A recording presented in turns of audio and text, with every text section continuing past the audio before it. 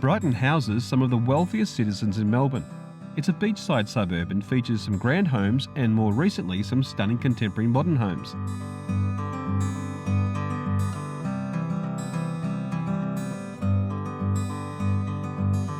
The garden is only metres from Brighton Beach, and the house is an original mansion built for a time when size meant stature.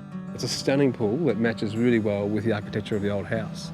So what was your involvement in it? So essentially what we've got here is a swimming pool that's been built in conjunction with Aloha Swimming Pools and the landscape designer Paul Bangay. It's supposed to reflect the lifestyle and the look of the home.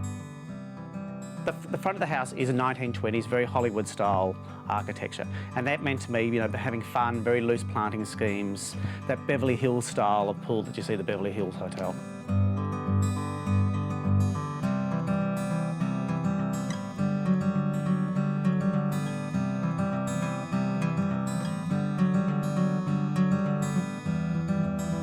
I've noticed the pool matches really well with the pool house, so were they designed together at the same time? The idea was to get an integrated design. The swimming pool is between the two main living areas of this area, so in terms of the main reference point, it's beautiful in terms of light, and at night it really lifts this space.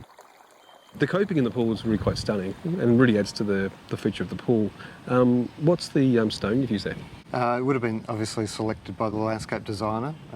It's a travertine finish, beautifully soft, hard wearing. It has a verdigris to it quite quickly, so it kind of looks a little bit aged or in place. It doesn't look like it's, new out of the box, okay, I suppose, and that can actually let a lot of these projects down in the first couple of years. One of the beautiful things about this is it looks like it's been here for a long time.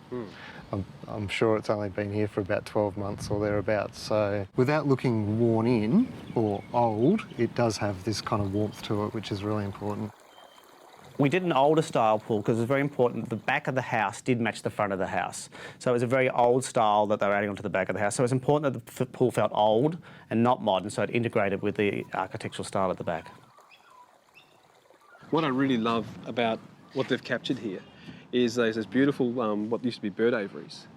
I think affectionately known as stables along the way. Okay. We found out that they were bird aviaries. When you look at the proportions, the horses must have obviously been quite short. Yeah. So. The two most important things between the swimming pool and the house were the two pleach trees. And these to act like natural umbrellas. And they were linden trees. And they provide shade without having to put umbrellas up or awnings.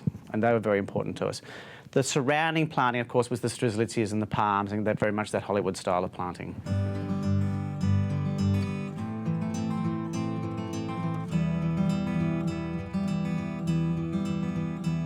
I think the arbour and when this grows over, just in a couple of years, it'll be a beautiful space, especially this kind of alfresco dining area. Yep. Great.